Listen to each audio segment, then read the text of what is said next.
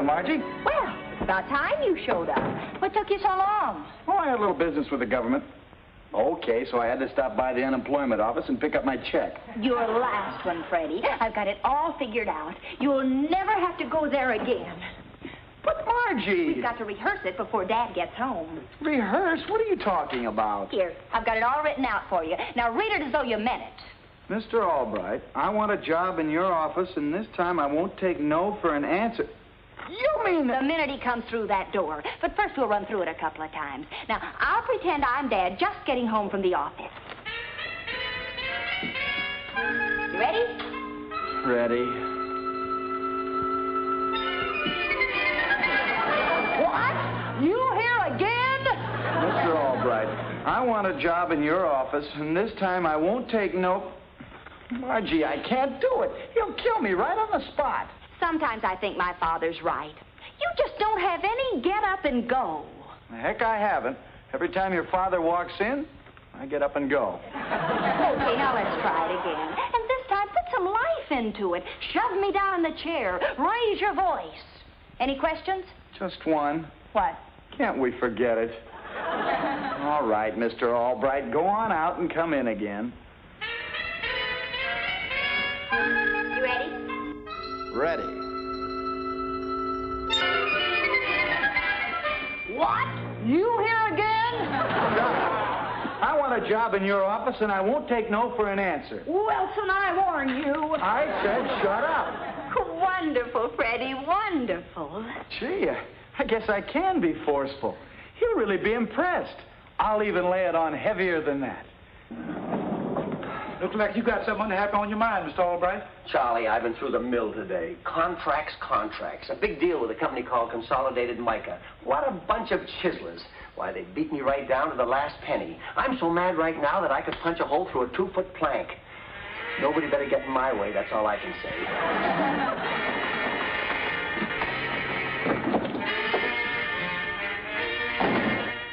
Here he comes. Get ready.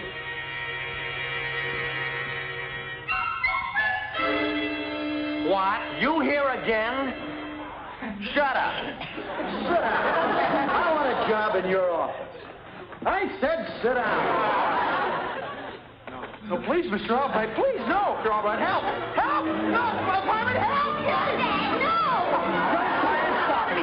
This is it. This is the payoff. I knew it had to come sooner or later.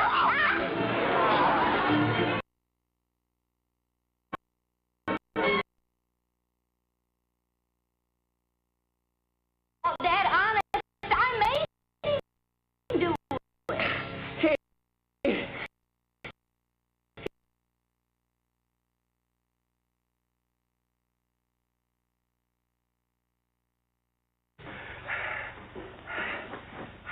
Oh, honey, I'm sorry I blew the roof in, but I've had a terrible day. But even on a good day, I think I could do that goon in. You're just against him. Oh, forget about Freddie. I'll tell you what. Early Sunday morning, we'll drive over to Jersey. And you remember that place in the Palisades where we used to picnic, Satan's Cliff? I want to talk about Freddie, not about Satan's Cliff. Oh, Margie, honey, give him up. He'll never amount to anything. He completely lacks the essential ingredient. What's that? Gumption, that's what. Look what just happened now. If he'd have stood his ground, would I have been able to say, as I can now, he's a coward? No. If he'd stood his ground, I'd have had to say, that boy has gumption. You mean you wouldn't have hit him? Of course I'd have hit him. Right square in the mush. But I'd have to admit that boy had gumption. Gumption. So all I have to figure out is how to give Freddie the gumption he needs. I read a book the other day. It was about a man and a woman. Oh? Well, what about them? In the first 10 pages, they kissed 20 times. What's that got to do with gumption? Nothing. But I just can't get it off my mind. I put it on my library shelf under M for mule. I got such a kick out of it. Please, Mrs. Odette, think about Freddie. Oh, well, now what was that old story? Oh, yes, about a man who was a coward. And one day a friend gave him a vest and told him it was bulletproof. Again, I ask, what's that got to do with gumption? The vest wasn't bulletproof, but the man felt secure. and shot it out with a whole bunch of gangsters. In other words, what Freddie needs is a certain feeling of security. Yeah. If Freddie felt secure, he wouldn't be afraid to hold the phone. Got an idea? Boy, will this give him gumption. A couple of years ago, Freddie's aunt left him 100 acres of desert land in Arizona. Now, suppose something valuable were discovered on it. How could it? That land is so worthless. The jackrabbits only stay there because of the Jill rabbits. I'll need a box of earth and some phony stationery. I'll get it printed up first thing in the morning. And by tomorrow afternoon, Freddie Wilson will be the gumptionest boy you've ever seen. I'll see you later. A box of earth. I guess my poor old 82-year-old mind can't figure things out too well. Oh, to be young and only 80 again.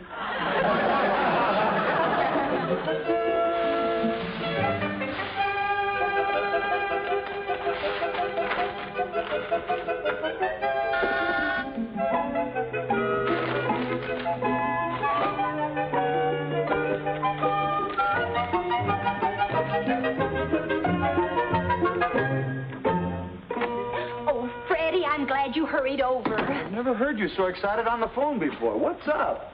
This tells the story, but first I want you to see something. It came in the mail this morning. This is yours. Oh, Margie, you shouldn't have done it. Just what I've always wanted, a box of dirt. Is this what you called me about? Remember when your aunt left you that property in Arizona, and I told you ought to find out if it was worth anything? No, I don't remember that. Oh, don't you remember anything? Well, about a week ago, I decided to find out for you.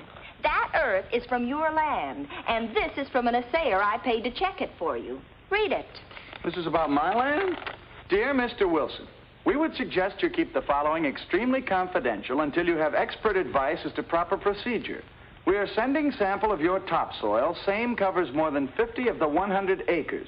This soil contains 47% top-grade uranium? Take it easy, Freddie. Don't get excited. 50 acres of uranium. I'm going to call the unemployment office and tell them what I think of them. No, Freddie. You've got to calm down and act sensibly. Yoo-hoo!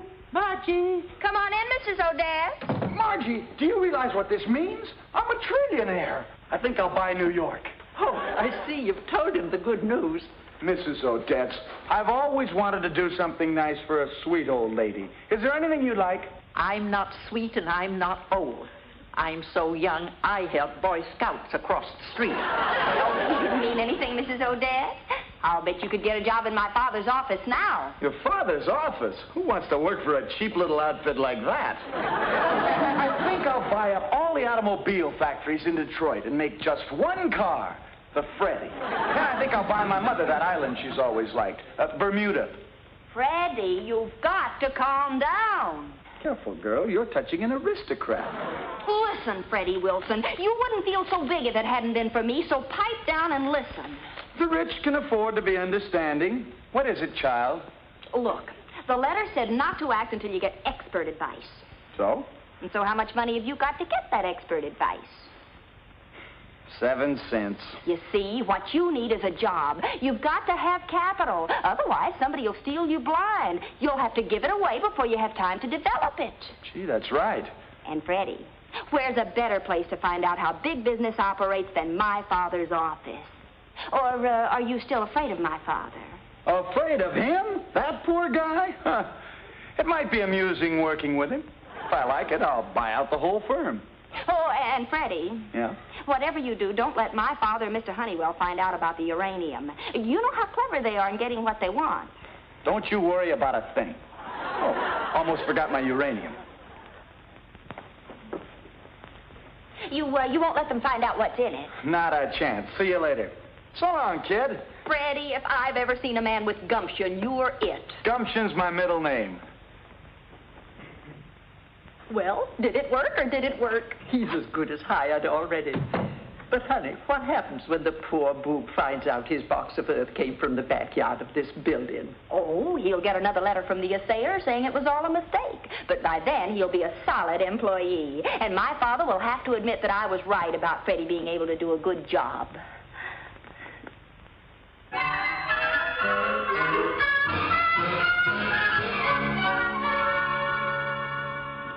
are, my boy. Oh, thanks, Mr. Honeywell. I've already told Ed Whitlock that we're all set on this end for the consolidated mica deal. Fine. You've done a good job. You've worked hard. I'll be in my office.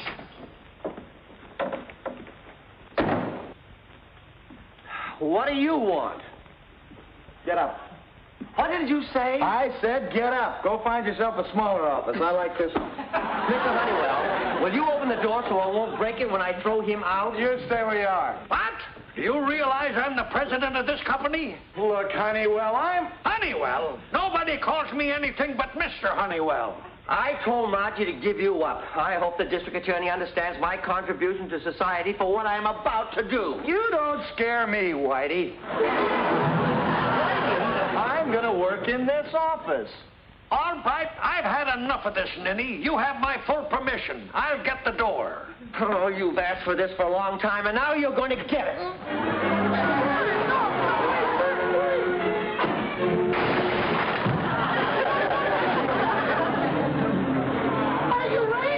My uranium, it's spilled all over. Uranium? Did he say uranium? My uranium. Here, this will explain. Uranium?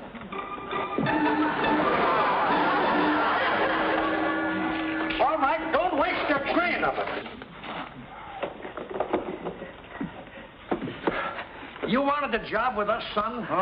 You don't want me. Oh, now, whatever gave you that impression? You only like me now because I have 50 acres of uranium. Why, Freddie Wilson, how can you accuse Mr. Albright and me of being mercenary? Why, we always liked you, my boy. Always. I've wanted to ask you this question for a long time. Will you come and work with us, please? Gee, you really mean it, Mr. Albright? Oh, come into your office, Freddie boy.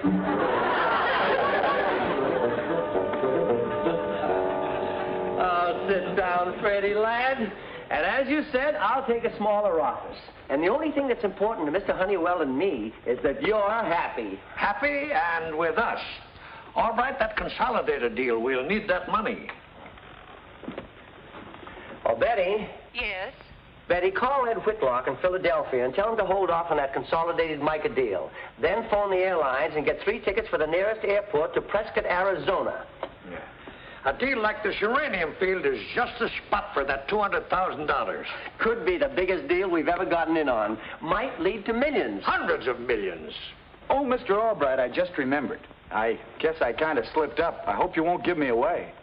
Give you away on what, Freddie, my lad? It isn't too important, but I wouldn't want Margie to get sore. Margie? What's Margie got to do with this? Well, it's nothing, really, but I wouldn't want her to find out about it. You see, she didn't want me to tell you fellas. Understand, George? Vern? Freddie, did Margie have anything to do with this uranium discovery? Did she? Oh, boy, everything. Well, she wrote to the assayer. She got the package in my name. She advised me how to come down here and get this job so I'd have more money to get a better deal. Margie did everything. What do you think? I'm afraid to think at this point. As Margie says, now I've got gumption. Gumption? Is that the word she used? That's the very word, gumption. I'll tell you what, Freddie. I want you to take your first day with the firm off. Now, here's some money. Go someplace. Have a good time. But don't tell Margie that you told us anything about the uranium, and we won't tell her either. Vern, you've just made yourself a deal. See you tomorrow, George. Wait a minute. We'll keep that here in the safe. Oh, yeah, that's a good idea. See you later, fellas. So long, Freddie.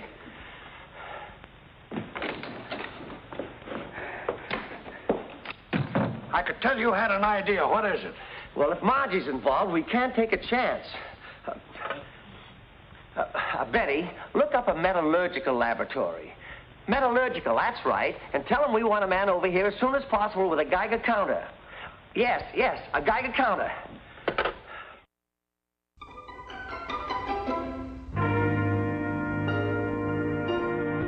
Nothing? Isn't radioactive at all? Sorry, gentlemen. Say, where did you ever get the idea that this stuff was hot? Well, we read a report from an assayer in Arizona. Yes, Betty?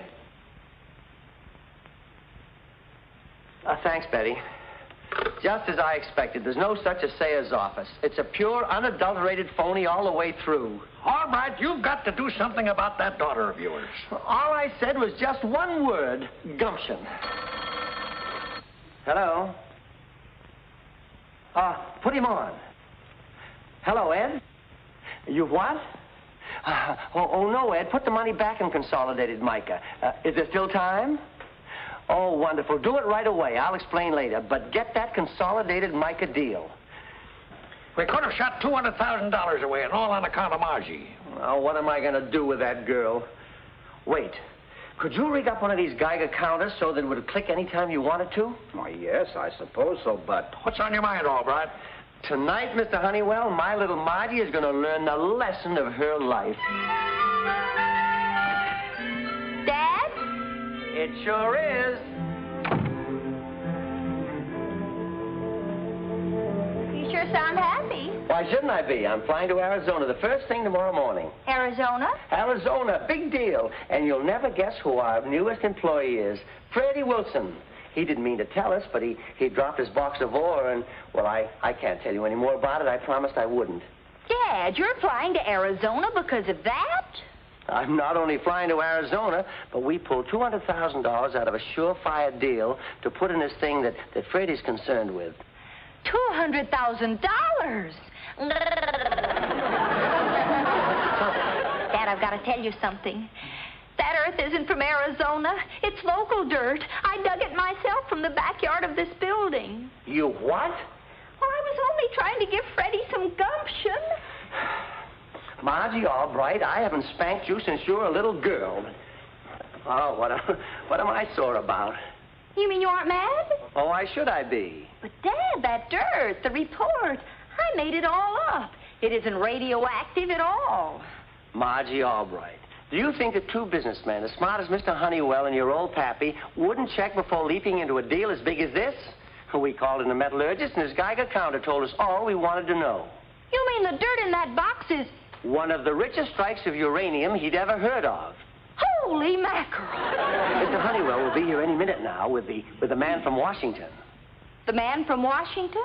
When you deal in anything as vital as uranium, you have to check with the government on anything connected with it. Why, when we called Washington and told them how high the count was, they dispatched a special plane with a government expert. We're rich! So, Pappy, little Margie always gets you in trouble with her ideas, huh? I'll have to admit it. You really did something wonderful this time.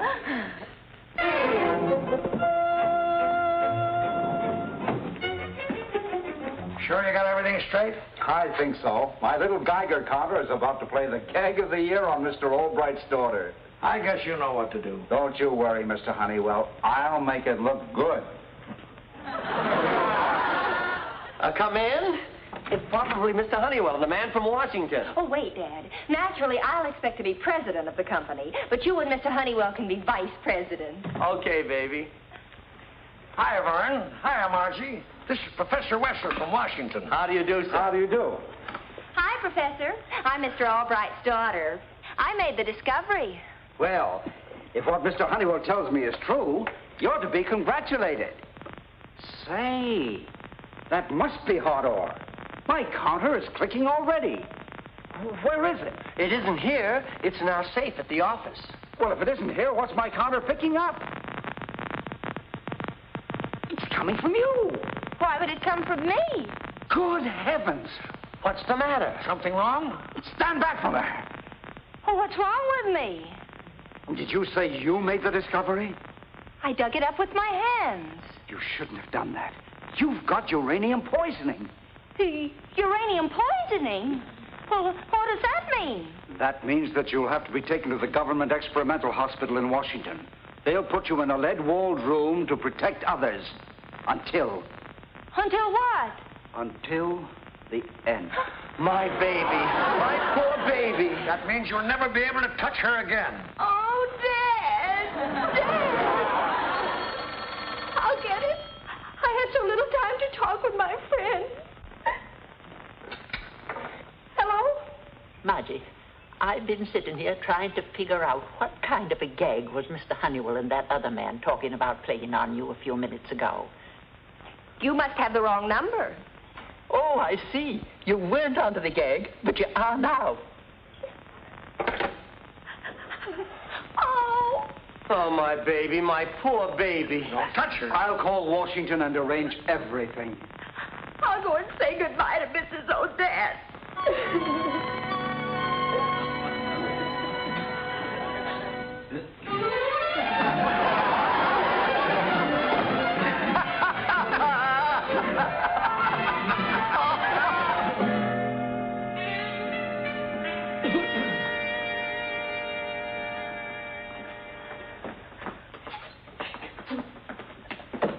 You did a wonderful job. Thank you. You run along now so Albright and I can really light into her when she comes back. What's that? It's a note. Dear Dad, I just couldn't face it this way. I'm going to Satan's Cliff and end it quickly. This is my final goodbye. Satan's Cliff? Poor little Margie. What have we done? We've got to stop her.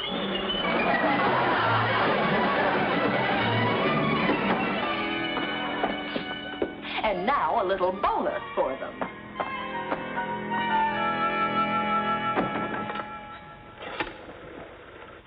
What you going to do? Hello? Get me the New Jersey State Police. Police? The man in the book was a policeman. Crazy copper. Hello? If you'll go to Satan's Cliff, you'll find 3 lunatics there looking for an imaginary girl they're trying to convince isn't radioactive. That's what I said. Well, I said they were lunatics.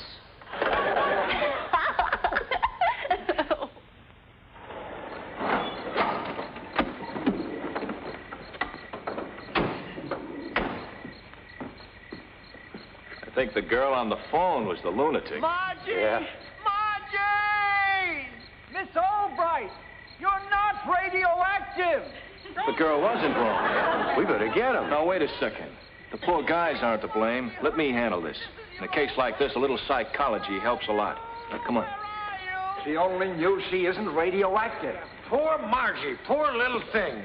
Fellas, Oh, thank goodness, the police. Maybe it's not too late. Maybe you can stop her. the radioactive girl. Yes, only she isn't radioactive. We just made her think she was. Look, fellas, you don't have to worry any longer. The girl's safe. We just picked her up. You did? Yep, she's locked up all safe and sound. Now, you come along with us, and we'll take you to her. Oh, thanks a lot. Come on, fellas. We'll follow the policeman in my car. Oh, be our guest. We'll take you in our car. But we have Mr. Albright's car with us. Oh, don't worry about that. First thing tomorrow morning, we'll send a little pixies after it. Pixies? Come on, fellas. It's time to go Betty bye. Now, just a second. Take your hands off of me. Do you know who I am? Sure. You're Napoleon. Yeah. Yeah, up to the car and meet Josephine.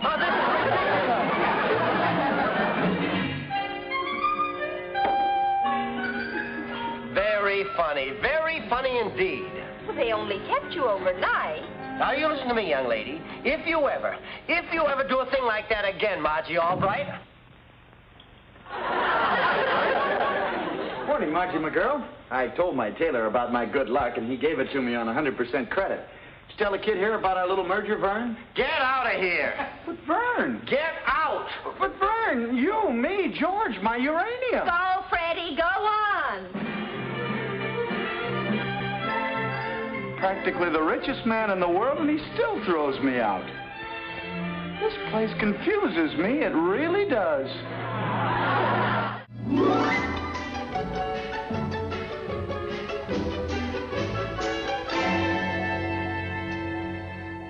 I guess you're still mad, huh?